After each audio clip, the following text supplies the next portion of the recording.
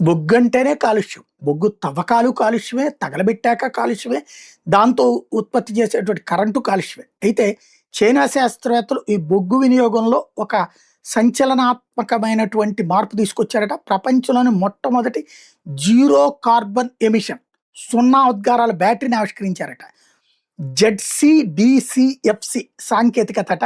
Schengen విశ్వవిద్యాలయానికి చెందినటువంటి she హెపింగ్ నేతృత్వంలోని శాస్త్రవేత్తల బృందం ఈ ZCDCFC zero carbon direct coal fuel సెల్ని అభివృద్ధి చేశారట. ఇది పొడి చేసిన బొగ్గు నేరుగా కరెంటుగా మారుస్తుందట. ఇందులో తగలబెట్టే పరిస్థితి అక్కర్లేదట.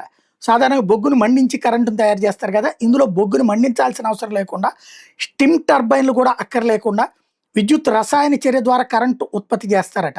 దీంతో సున్నా ఉద్గారాలు సాధ్యమవుతాట. ఈ ప్రక్రియలో వాతావరణంలో కార్బన్ డైఆక్సైడ్ విడుదల కాదట. ఉత్పత్తి అయినటువంటి స్వచ్ఛమైన CO2ని అక్కడికక్కడే సేకరించి క్యాప్చర్ చేసి దాన్ని ఇతర విలువైన రసాయనాలుగా కూడా మారుస్తారట.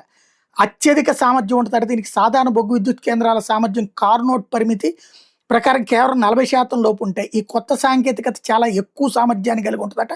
భూగర్భంలోనే విద్యుత్తు కూడా తయారు చేయొచ్చట. ఈ సాంకేతికతను భూమికి సుమారు 2 కిలోమీటర్ల లోతులో ఉన్న బొగ్గు గనుల్లో నేరుగా ఉపయోగించి విద్యుత్తును ఉత్పత్తి చేసే అవకాశం ఉందట. ప్రపంచవ్యాప్తంగా కర్బన ఉద్గారాలకు సంబంధించి సరికొత్తదైనటువంటి పరిశోధన చైనా చెప్తోంది.